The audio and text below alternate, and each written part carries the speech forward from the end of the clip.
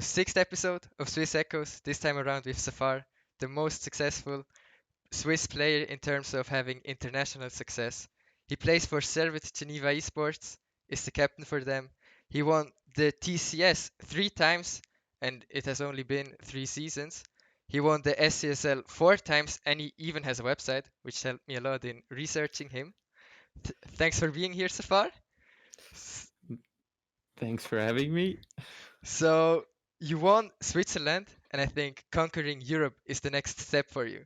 You qualified for the RLRS, the second best European Rocket League, which is fucking insane.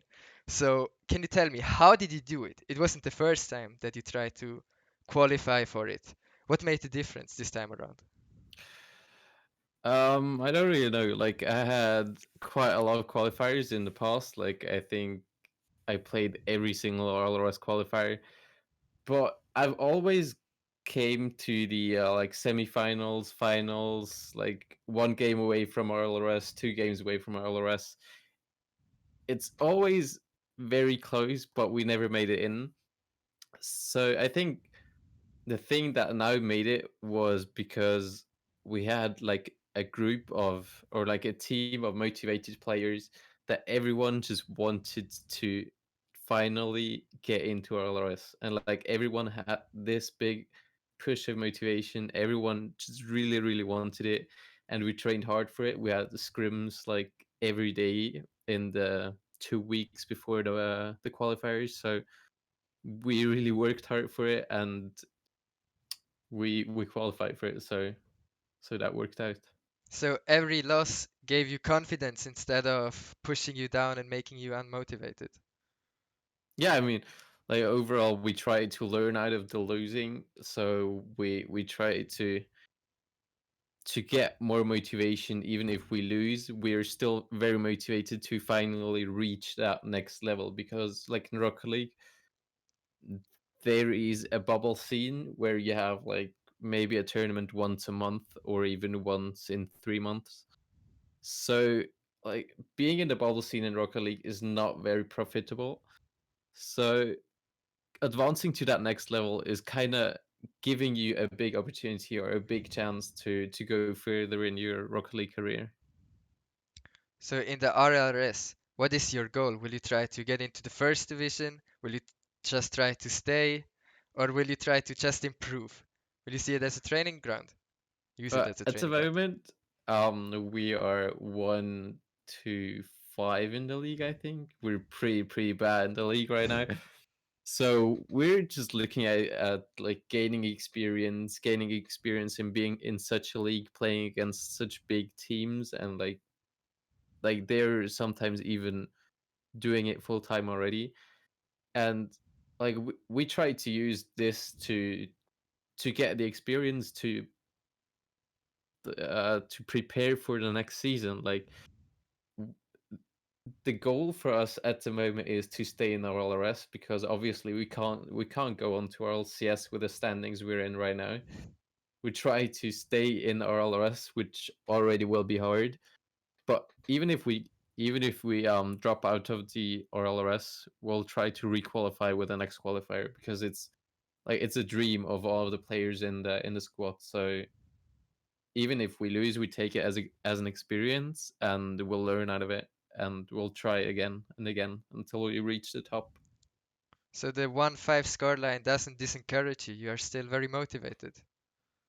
I mean, obviously it is discouraging, because like you thought you could go better. Like losing 0-3 is very demotivating, and it's like very hard to come back into motivation. And it also shows like you got into the league, you got into LRS as seed 9, I think, or seed 10, like with a lot last spot possible, but you're just getting wrecked in LRS. So it's like, yeah, you kind of made that step, but you can't prove yourself in that league. So it's a bit hard sometimes to tell yourself that you're actually a very good player, and you like that you're still good, because you're just getting smashed by teams over and over again. So it's a bit hard sometimes, but after all, being in the RLS is already a huge thing. Hmm. So I think we should appreciate that and just take the experience out of it.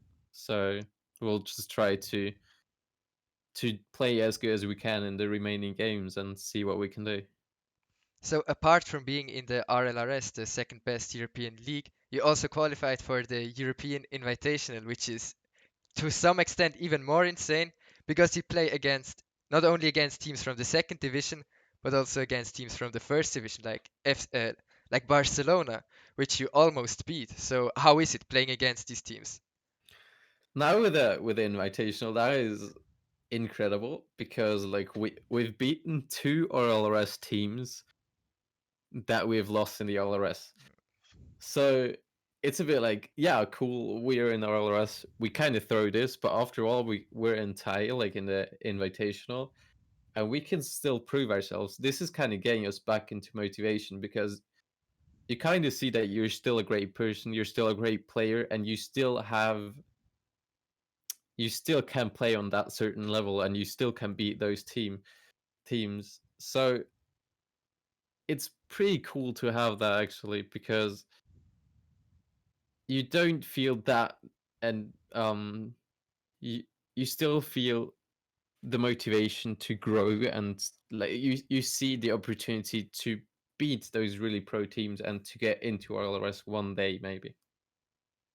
So you played against Barcelona last week. You went 0-2 to 2-2 to 3-2 loss, unfortunately. But what were you thinking at 0-2? Did you think you could come back against against the fifth place team of the best European league? It's hard to say because it's like when you're in the game, you kind of feel the opponents, you kind of see how the game flows. We were actually thinking we could beat them if we play on a good level or on a good momentum.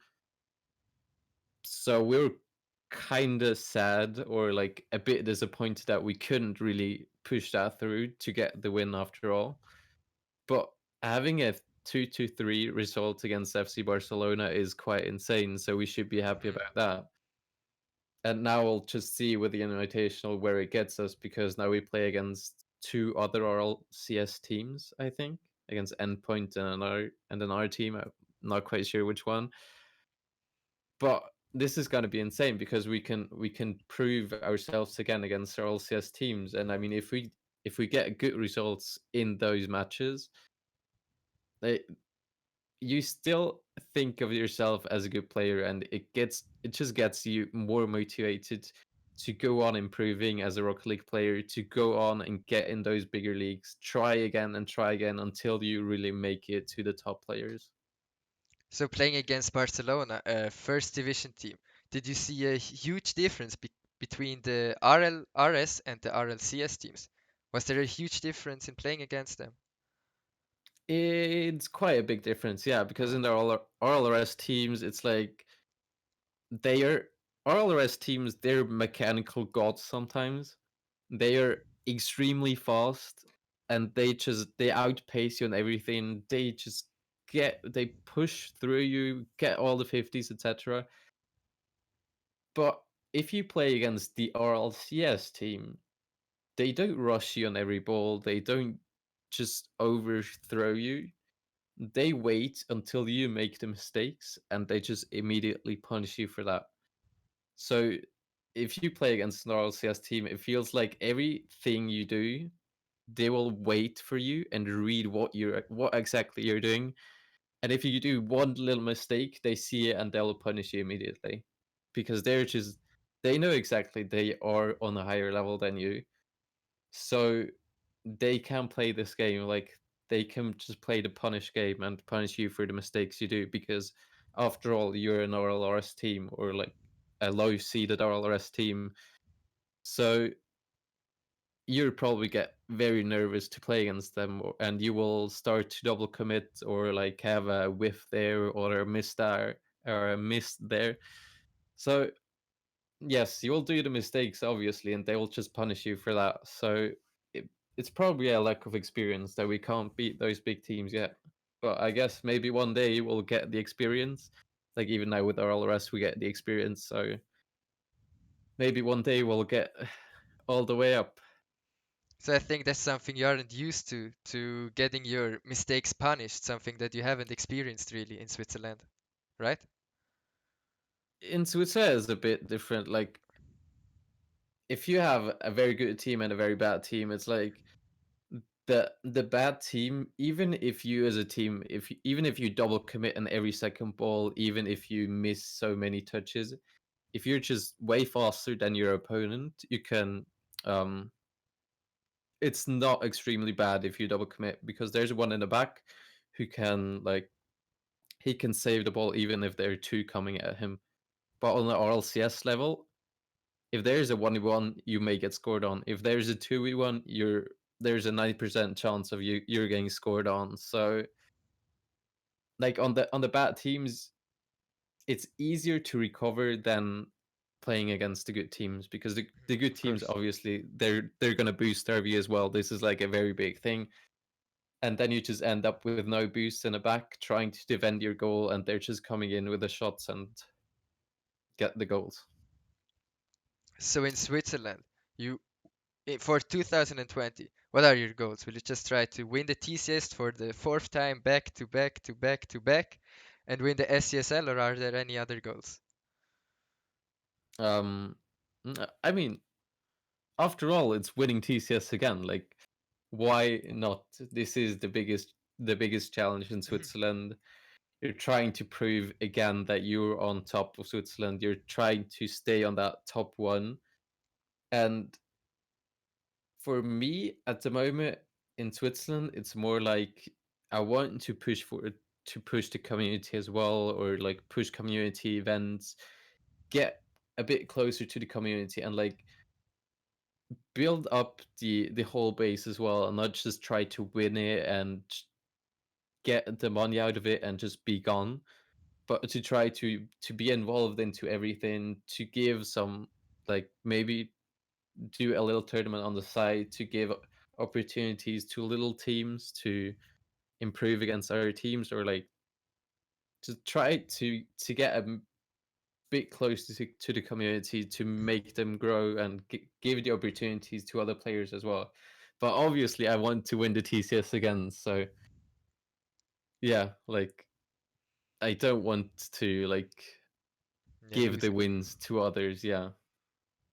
So sometime it will get boring to just win these two tournaments. But there's another Swiss league in Switzerland, the Swisscom Hero League, which has a lot of money. It has the Swisscom backing, and it has the ESL backing.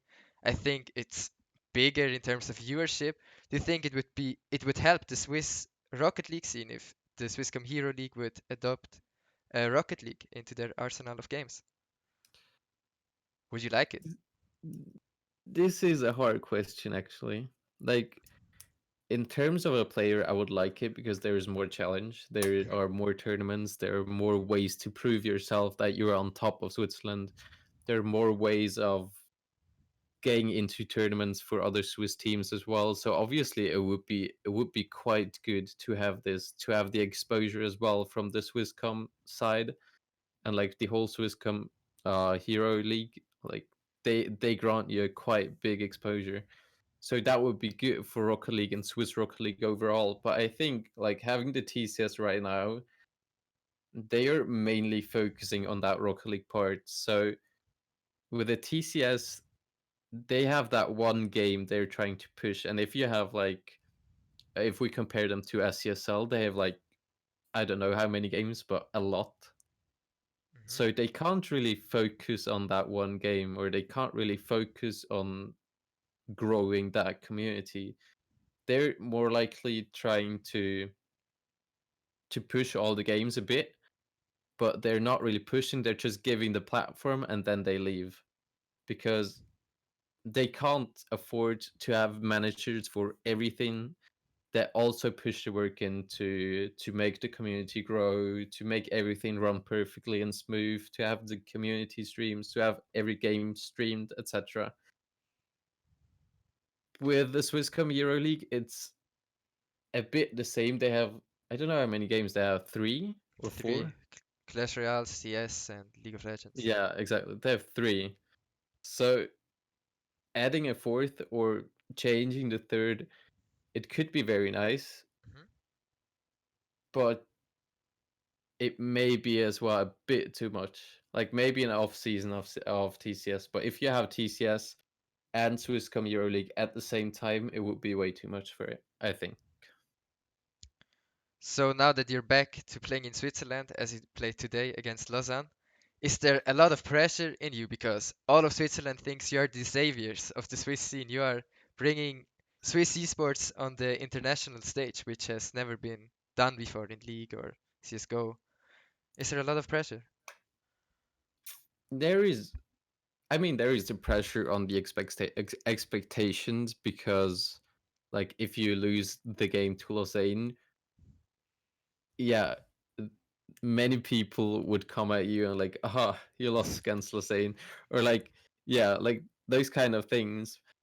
But after all, losing against Lausanne, if they have a good performance, it's not something you should be ashamed of because everyone can have a bad day. Like even us, we have pretty bad days, and then we lose against teams like really everyone can beat us. So the expectations for many people are that we just come into the league and just win against everybody easily. But it's not that easy because like every team, like in Switzerland especially, we kind of know each other as teams. So they kind of know how we play. They kind of know how we want to play, Mhm. and they will try to punish us, or they will try to not make it possible for us to play that way. So we're getting pushed out of our comfort zone, and this in this way we have to kind of adapt to what they're doing and play a complete different style again. So it's a bit weird because internationally you try to play that certain style where you know you can play against the good teams, but in Switzerland it doesn't quite work because they already know what you're trying to do. But you still think you're, yeah, just say it, you're way better than them because you don't think any other Swiss team could do what you achieved, like qualify for the RLRS, right? It Well, depends. It really depends on the day. Like Rocket League is a game where every team can beat the other team on a certain day. mhm.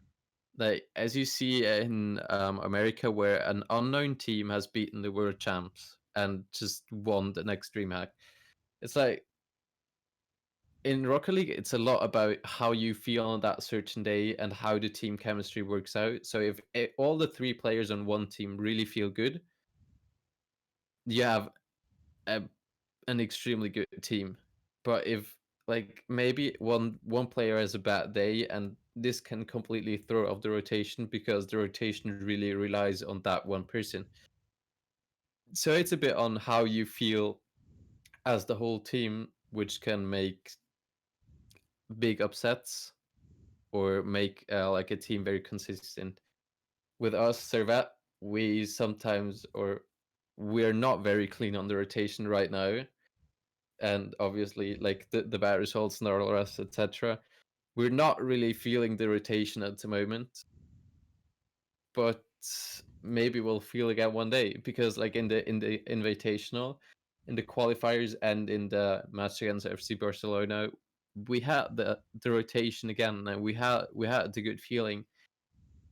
But this it kind of depends on many things, and you can't always see how the things are heading right now. But if, let's say, for all days of the qualifiers, all the Swiss teams have a good day, do you think one of these teams could qualify? And if so, which of them? For RLRS, Yeah, for example, yeah. Let's say RLRS. Maybe there's none because you are just the exception. I don't know because on RLRS on the qualifiers, like I know that I think Lausanne they didn't even make it to top 122 at 128. Mhm. So yes, it's like for this you need two things. You need to be consistent to get into the play-ins. Like you need to kind of have this consistency and the mechanic skills and just the basic rotation and the knowledge of the game knowledge, but as well you need extremely much luck on the qualifier day, and you need to just feel it on the qualifier day, because when you feel it, you can really push through the whole qualifier and get into RLRS. I mean, we were seed 26, I think, and we won against seed 3. So it's a bit like, yeah, maybe seed 3 was feeling bad and we were Mhm. feeling very good, and this just made us win. So in the Swiss scene, think I I don't really see the team right, or a team right now who could make it into RLRS like consistently. Maybe with a very very big lucky moment, but I don't see any other team consistently qualifying for RLRS, because at the moment I don't really know all of the teams how they play, Mhm. because we played against Lausanne today. They played very good against us because they know us pretty good, and they really read a lot of our shots and pass and plays and where we are going to clear the ball to. So that's a bit why we were kind of struggling against Lausanne. But in the end, like in the last game, we kind of adapted to the situation. We knew how to do it, how to play around them, how to outplay them, and then we got the stomp again. So it's a bit on knowing your opponent as well. Like, what are they trying to do? Trying to play around this kind of play style, and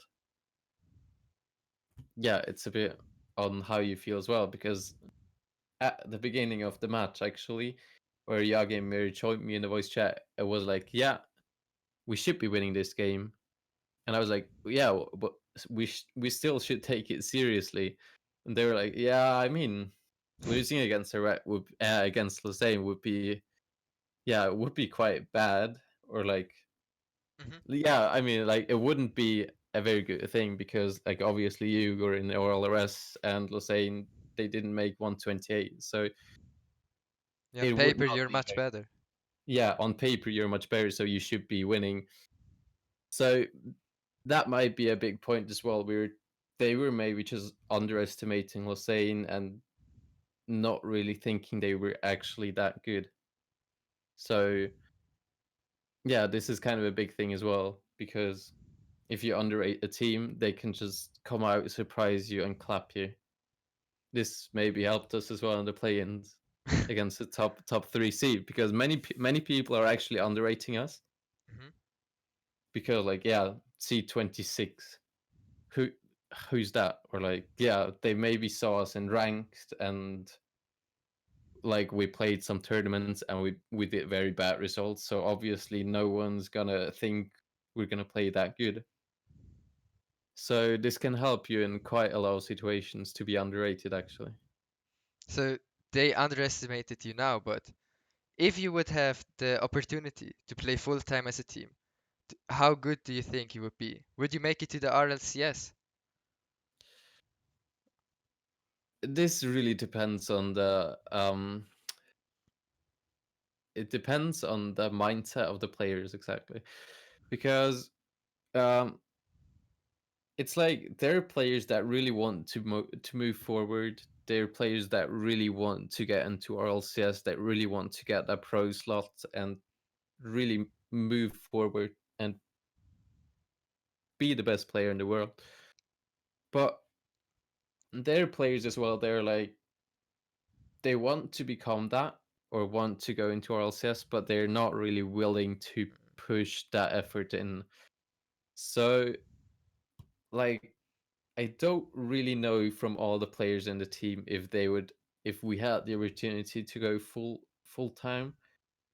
I don't know if anyone would be committed to it, to actually do it and try to grind, and if it would work out personally as well, like social interaction, etc. It's a bit, I don't know if it's gonna work out with that team, but maybe it would work out with one team. But would you personally be motivated enough? I would be like, in Rocket League, it's a bit, the teams right now, or like the team Servette. is quite close to the RLRS teams, the RLCS teams, and with the work, it would be possible to even move up into RLCS. But it's a bit hard because like I'm working full time on the side, then I have many projects going on the side as well. Then I should be training. Then I should be doing that. It's like many stuff going on, and on Mirroring side and Yagi side as well. Like they have school on the side, they have other things on the side, so you can't really fully focus on that Rocket League stuff. And then it's a bit hard to be fully focused when you have an RLRS game, or to be perfectly prepared if you had like a long day at school or a big exam or stuff like that. It's like it depends on that a bit. So you are an insane team. So do you think that Rocket League could be the first game where Switzerland has its international success? Because we got stumped in League of Legends, we got stumped in CS:GO. Now in Rocket League, you are insane. You are playing against the best teams in the world. Do you think Rocket League could be the first game where Switzerland will become the second Denmark of esports? Um, it's a bit like Rocket League. It has the bubble players and like the bubble scene, and it's changing very fast because it's all based on the feelings, and it's not that much based on strategy or like this team based skill. You can form a team very fast, and teams are going up and down very fast in the whole league scene. But I think in Rocket League it's a bit easier than in the other game titles, because like in League you have teams all over the world already playing full time on this. There are already that many teams that are super high level, and it's extremely hard to like, if you like say you go full time for 1 year as a league team, it's extremely hard to keep up with that level of the other teams or to grow into that, because they're already that far away from you, and they're just that are way above you on that level. And in Rocket League it's a bit like they are on top of you, but there is not that big gap. There is like, Hmm. you could, if you really had the backup, and if you had the motivation, and if you can go like fully focus on that, there would be a way, or a way easier way, to go all the way to the top than in other game titles. So now I want to talk about a little bit about practicing, because in the first two seasons of the Swisscom Hero Leagues, some, not all of the teams, some of the teams didn't really practice. So as you mentioned that you practice. Do you practice a lot compared to the other teams, for example, In Switzerland, or in Switzerland? uh I'm not quite sure how much the other teams practice. Hmm. But I know like at the moment we're practicing a lot because we're in RLRS, obviously, so we Hmm. try to get scrims against all other RLRS teams. We're trying to get warm-up scrims before the matches, etc. And in Switzerland I know that a lot of players, they're good Hmm. because they really grinded their game, but they're not grinding that much in the team itself, because they kind of have other friends in real life. They want to grind another game, they want to do that, and they are most likely like having 1 or 2 days per week where they play together for like, I don't know, some ranked or some scrims, and then they just play again on the match day. But I don't think they're really trying that hard as a team with practicing. But you at Actually, Servette, do you practice as a team, not like the other people? yes, we do. Ah, okay. Like, yeah, yeah, obviously. Like we at the moment we have like 4 days where we have scrims and matches, and 1 day is like a break. So, Hmm. but it's always in the evening. Like you're coming home from 8.5 hours of work, or the others from school, and you're a bit tired. You kind of want to relax a bit, and then just having like 2 or 3 hours of scrims, it can really really go hard on you, and you need to make sure that you sleep enough, because I think I haven't slept enough for like five weeks now. Mm. So it's a bit much sometimes. But I think after all, it's pretty nice. Like you were in the RLRS, you had some good results in the Invitational. We had quite nice results, so it pays off the work you're putting in. But you need to kind of find that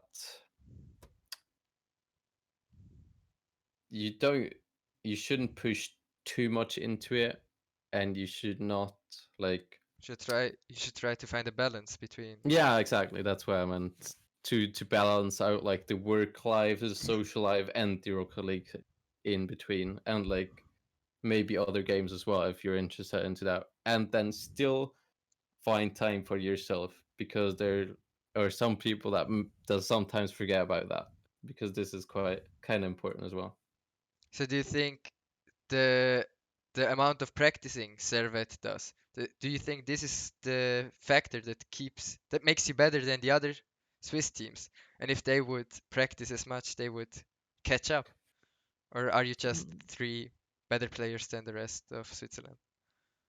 I think at the moment we have like the three mechanical on top players in Switzerland. Like Mirwing is insane in shootings and can do like he's really really good in shootings.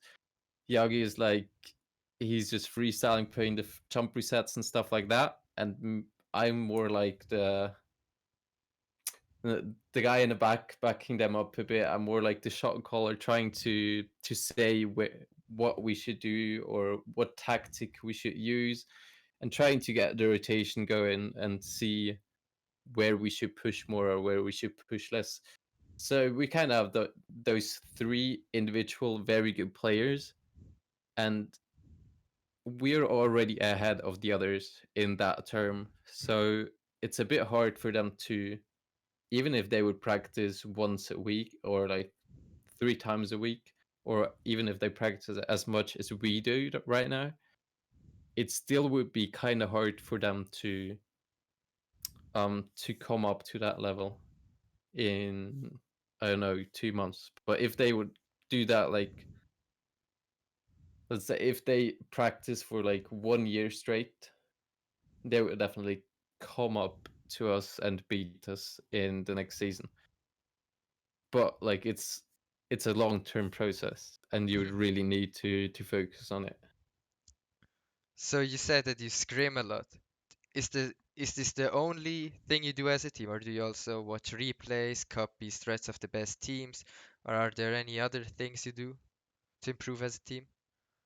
At the moment, we're focusing on scrims because it's like we're trying to do like the in scrim analysis where you play, and whenever a goal got scored or after the match, you kind of analyze the games you just played Mhm. or the match you just played. You analyze why did you lose, what happened, and you try to readjust yourself for the next game to try to get a win the next game. So we're mainly focusing on that because the game experience can give you a lot on your way. Like you gain a lot of experience by just playing the game, Mhm. and you can't do very much with like strategies. Like there are a lot of strategies, but it's not like if you compare it to League, there is way less strategies in Rocket League because there is basically 6 cars on a game with 2 goals, on a pitch with 2 goals, Mhm. and you try to kind of score on the other team. So the strategies are very limited on that. But once in a while, a replay analysis is good as well. So I want to talk about you now and not about your team. So on your website, you stated that you want to push Swiss esports, like I do, of course. So in 2020, is there something particular Rocket League or Swiss Rocket League has to improve? Uh, actually, Swiss Rock League is in a very good way because, like, one thing you need as a game title is to have something that is consistent. Now in Switzerland, we have the TCS Esports League, which really showed the consistency and is now in the fourth season. So you kind of have that one thing where everyone is coming to, the whole community kind of gathers together and watches the TCS the streams. They even come to the finals, and they like it gets all of the players together in one spot, and everyone tries to support this thing because it helps them, obviously. Like it makes them grow as well. So I think we're on a very good way with it with the TCS Esports League. Now many players are like they play the game and they play the matches, but that's it. Like they don't really want to push something. They don't really use social medias. They don't really push themselves as a player. Like they're playing. They're most often, I think most of the TCS teams, they have an org now, so they're playing under that org, but they're not really building up their own brand. They're just being there, playing their game, doing their stuff, and that's it. And they're not really, yeah, building up their own brand where you just try to push yourself as well and not just try to play your games and that's it. So this is something Swiss Rocket League or Swiss esports in general has to improve on. Player brand, so you have something to watch out for if you want to watch the game. So wow, this is Zaphare or something in this I direction. mean, like after all, players are there to support you as a player, or like people that watch the tournaments are there to support you as a player to win the tournament. And some of them are there like they don't have a favorite player, they just want to have a nice competition, obviously. But it's always nice to have like this outstanding players where you can see like, oh, this is such a nice guy, I want to support him. Or like, oh, have you seen this guy, he has done incredible flip resets, etc., etc., and on the side he did this. But if you see like a player in TCS doing incredible stuff but you can't find any infos about him, it's like, yeah, he did incredible stuff in TCS, but that's it because I couldn't find anything else. So that's a bit with the player brand. But I think TCS is doing a good job again on promoting the players actually with the interviews they do, with the nice pictures they do. So TCS overall is really, really helping out the Yeah. Rocket League scene. So now you're having a lot of success, especially for a Swiss player, Swiss org. Could you maybe go, or do you plan on maybe going international in the future? In Rocket League, Yeah, in an international team. Who knows, maybe I GT? mean, the dream for me was always to have like a Swiss team that could beat all the other teams. I had last year in August, I think around August, I parted ways with the Servette to go in Exalti. So in a French team Hmm. where I won the French league, and it's cool to have that international team as well, and it gives you more opportunities. You can try to win, and it obviously has a bigger player base to choose from. Like you can form your team from wherever you want, and you can take the players. But for me, it always was like kind of a big importance that I had those two Swiss mates or like one Swiss mate on my side, because we have like with Mirwing now, I've been together with him for quite some seasons now and in quite some teams. So he's kind of my buddy on that. Like I know I have his back and he has mine. So it's not only in Rocket League as well. It's like it came up a friendship, and with that, we're playing incredibly good together in the game, but we're doing incredibly good as well out of the game. So this is like a very good thing for me, and it's very important for me as well that we have this because for me, esports or like the whole thing, it's not only about playing together the game or like being good in the game together, but also like developing friendships and getting into a community and stuff like that.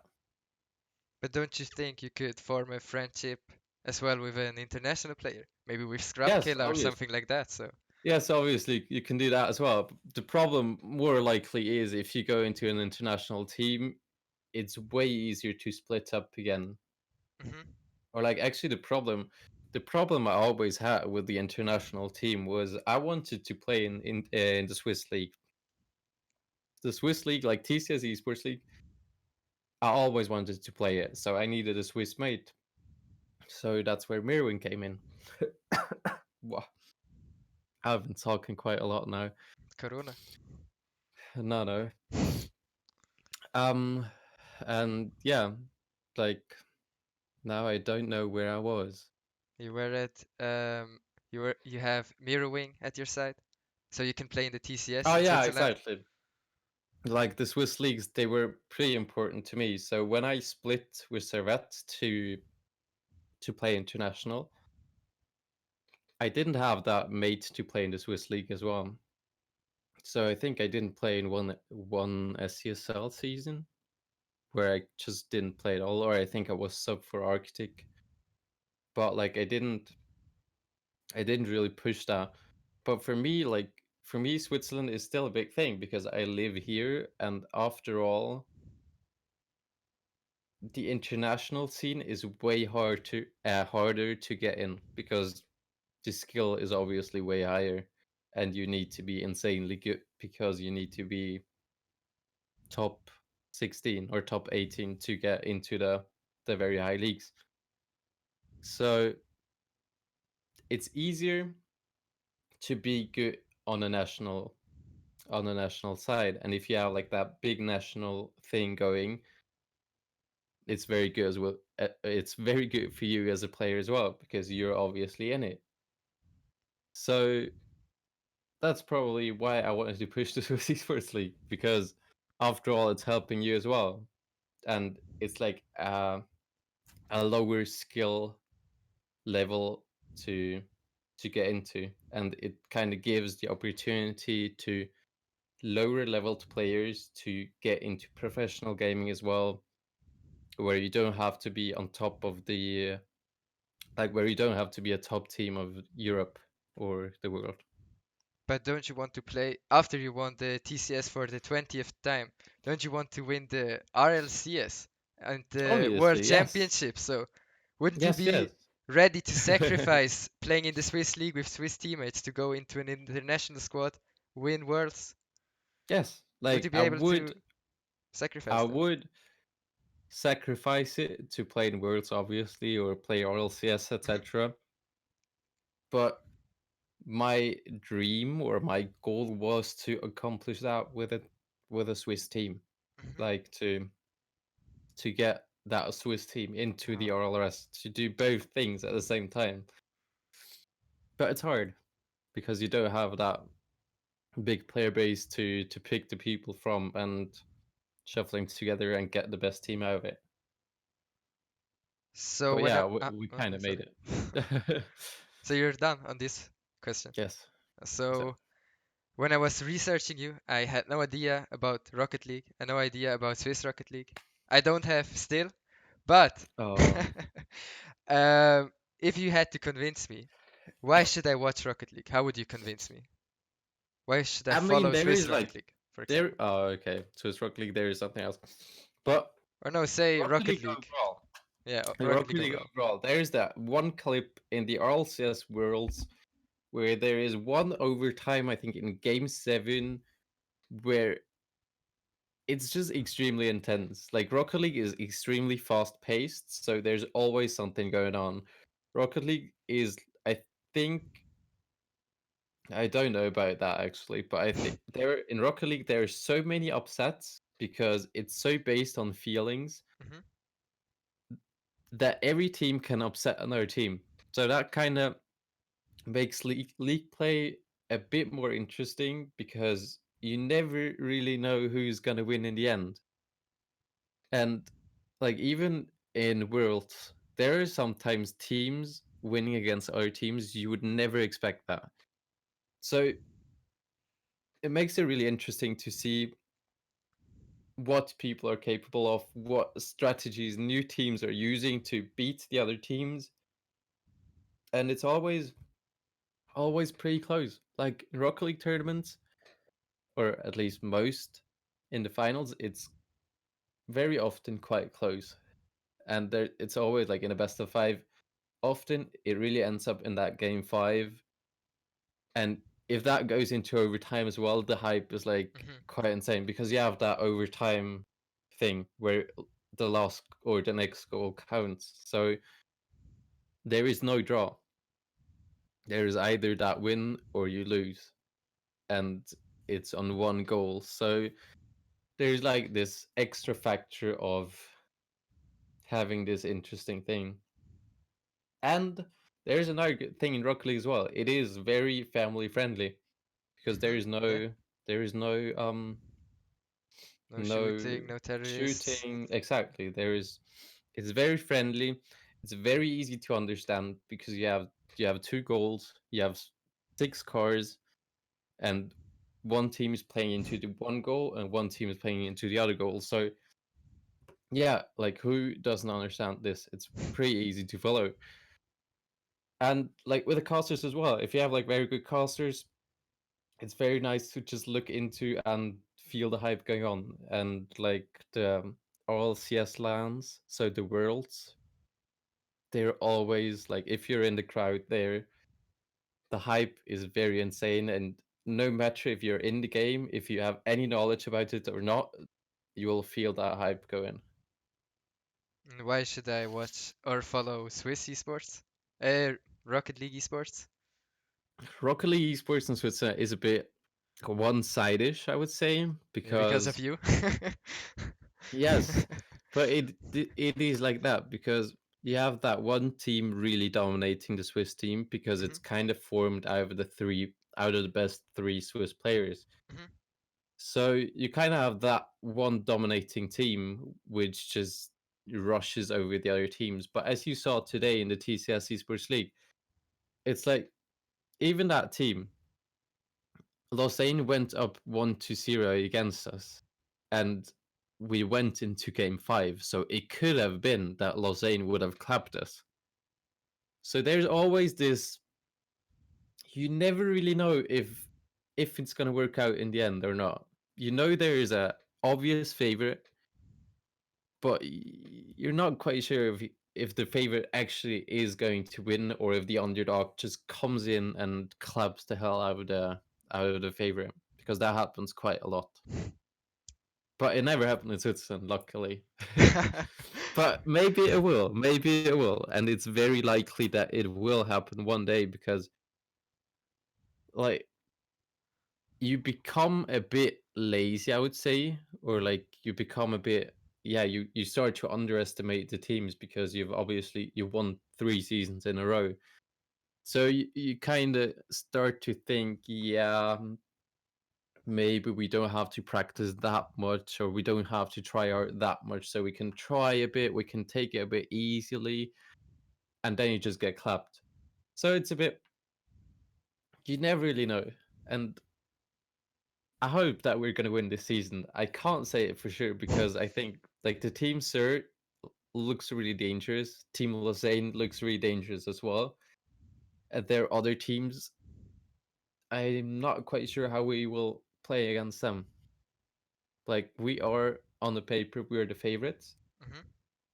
But yeah, like based on feelings, based on how the rotation works, based on if the team is gonna stick together forever, everything can change very fast because esports world is changing very fast. So we're almost at the end. Safar, you're a great Swiss esports personality. You're an insane fucking player. I think you're a role model for all Swiss players because you're hardworking and motivated like some aren't. I was so grateful to having you here.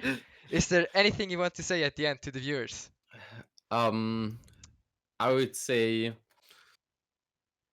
support this overall because like you're doing a good work as Oh, well.